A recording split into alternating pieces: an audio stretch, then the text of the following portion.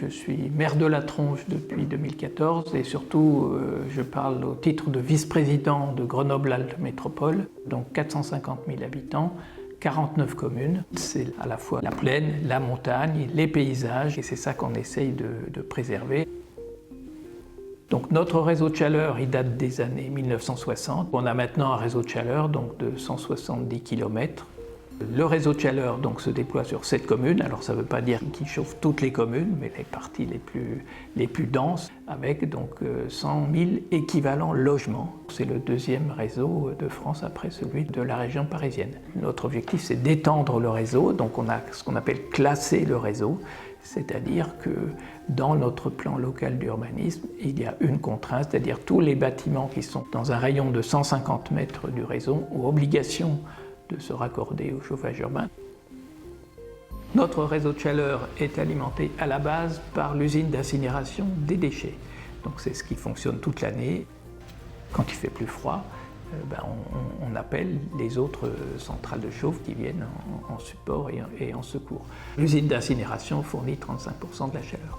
Ensuite, on a encore une des usines qui a du charbon. Et donc l'objectif, c'est d'ici 5-6 ans de se passer du charbon. Et donc là, c'est l'avenir. Biomax, donc c'est le chantier de la métropole avec 55 millions d'euros d'investissement.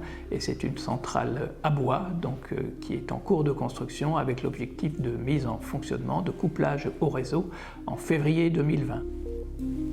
L'intérêt de Biomax, c'est qu'on a aussi de la cogénération, c'est-à-dire qu'on utilise une partie de la chaleur pour faire de l'électricité. On essaye maintenant avec les industriels de vraiment d'être le plus intégré possible et qu'il y ait le moins de pertes d'énergie possible.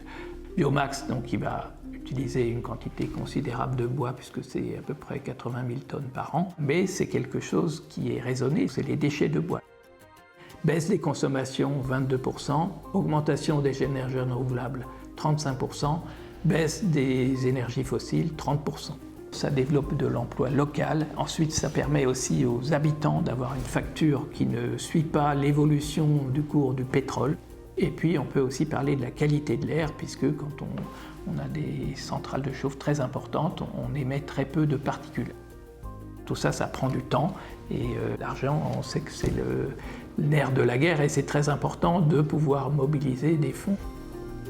Après tout, nous sommes tous connectés.